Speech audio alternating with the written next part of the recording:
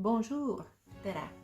Täna ma räägin teile Prantsusmaa ühe väga suure staari ehk Louis XIV päevast. Louis XIV oli päikesekuningas ja tema elu käis väga kindla taktikepi järgi. Tema päev hakkas hommikul kell 8, kui tema teener sosistas talle kõrva: Siir, aeg on ärgata. Tõenäoliselt kuningas ei maganud enam, aga see oli märguanne, et nüüd algab peale etendus, mida tulevad vaatama paljud inimesed. Kes need siis olid ja miks oli sellist etendust vaja? Kõigepealt tuleb teada, et kuningas valis enda embleemiks päikese ja loomulikult on päike sümbol, mis soojendab kõiki enda ümber olevaid inimesi ehk siis õukonna liikmed, kes olid nagu planeedid, kes tiirlesid ümber päikese. Ja keda siis päike soojendas oma kohalolekuga. Versailles loss, kuningas on 44-aastane, kolib lossi, siis ta ehitab endale lossi keskpunkti magamistoa ja sellest magamistoast saabki teatrilava.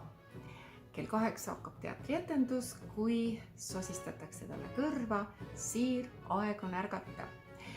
Kardina vahelt tuleb tema arst, kes kontrollib üle, et kuningas on hästi maganud ja alles siis, kui kuninga teine teener teeb baldahiinvoodi rasked kardinad lahti, on toas juba perekonnaliikmed ja väga tähtsad inimesed kuninga jaoks, kellel on siis õigus temaga paar sõna vahetada ja pärast seda, kui arst on kuninga üle vaadanud, siis toimub missa, mida teised lähevad kuulama kõrvaltuppa, aga kuningas kuulab seda oma voodist, sest kuningas ei ole veel voodist välja tulnudki. Hakkab teine osa, ehk esimene oli petit lever, nüüd tuleb grand lever, suur ärkamistseremoonia.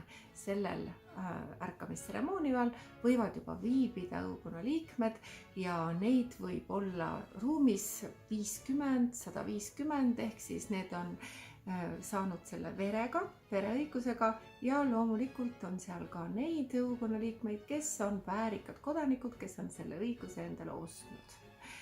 Edasi toimub siis tualetipotil käimine ja kuninglik arst vaatab poti sisu ja võib siis õukonnale teada anda, kas kuningas on terve ja kuidas tema seedimine läbi käib. Edasi hakatakse kuningat pesema, pestakse mitte meie jaoks lihtsal viisil ehk ei saadeta kuningat duši alla, vaid hoopiski kuningat hõõrutakse alkoholisisalduse käterätikutega. Ja kuningas ongi puhas. Seda tehakse muideks mitu korda päevas, sest kuningas vahetab riideid mitu korda päevas, nii et kuningas on tõepoolest puhas.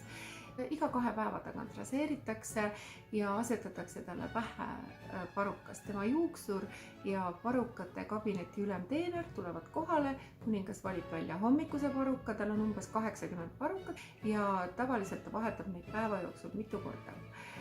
Pärast seda on hommikusöögi aeg, kuningas ei söö croissanti, vaid ta joob taimeteed ja läheb kella 10 missale, aga missale kõnnib ta läbi peeglisaali ja õukond on ennast juba sinna sättinud valmis, sellepärast et iga inimese eesmärk on tähelepanu endale saada.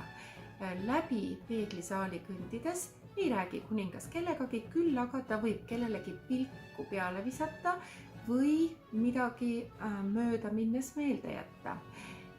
Seejärel läheb kuningas oma kabelisse, ülemisel korrusel istub kuningas, alumisel korrusel on õukond ja ta jälgib väga täpselt, kes on kohale tulnud ja ta armastab väga muusikat, head muusikat ja tagasi tulles missalt läheb kuningas nõupidamisele.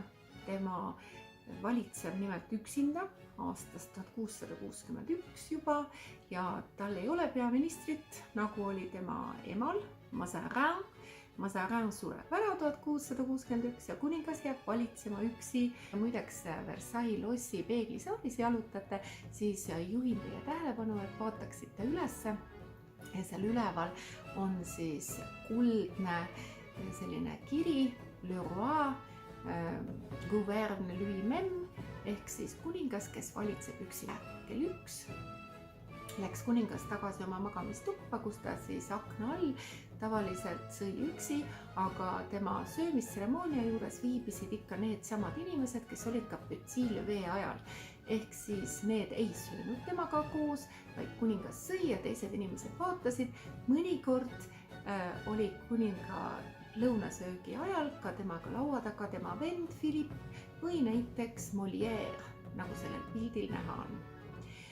Pärast sööki läks kuningas välja. Kuningas nimelt käis igal päeval väljas kindlasti ja see oli samamoodi kellaajaliselt ära märgitud, et kell 14 läks kuningas välja ja õukondlastest korteež saatis kuningat tema jalutuskäikudel aias või tema jahil.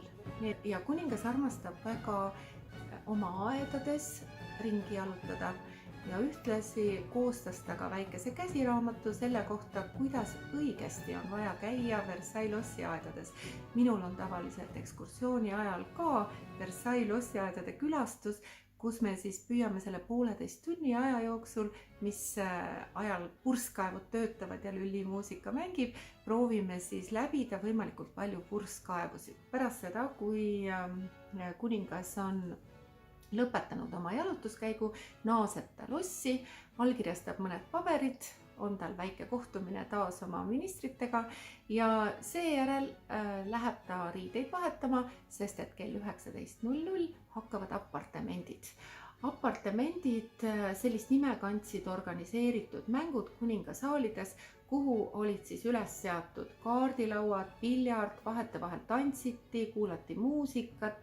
Ühes kõrvalsaalidest oli näiteks puhvet karastavate jookide ja suupistetega. Oluline on teada, et piljard oli väga populaarne, kuigi ta oli natukene teistsugune kui praegune piljard. Arst oli kuningale välja kirjutanud tubased tegevused füüsilise koormusega ja ütles, et väga hästi sobivad selleks piljardilaua ümber jalutamine ja piljardi mängimine. Ja piljardilaua ümber oli kogunenud siis õukonna daamid ja õukonna daamid aplodeerisid, kui kuningas võitis, aga kuningas võitis ju peaaegu et alati. Apartamendid toimusid tavaliselt tubastes tingimustes siis alates oktoobri lõpust kuni lihavõtteni. Ülejäänud aegadel olid apartamendid ehk siis täpselt seesama tegevus toimus õues ja kell 19.00, kui oli aeg lõbususteks, see toimus tavaliselt aias erinevate purskkaevude juures ja pärast seda kell 22.00 oli õhtusöögi aeg. Kuningas armastas väga hästi ja palju süüa. Muideks, kui ta ära suri, siis lahkamisel selgus, et tal oli 2 korda suurem magu kui tavalisel inimesel. Ta armastas süüa ilma kahvlita, kuigi kahvel oli tollel ajal juba leiutatud. Ta armastas süüa siis kätega liha. Tema toidulaud oli rikkalik. Ta armastas väga korrektselt kaetud söögilauda. Lauanõud olid hõbedast ja ta sõi ära mitut sorti erinevat suppi. Ta armastas püreesuppe, sellepärast et hambeid tal enam ei olnud ja püreesuppe oli lihtne süüa.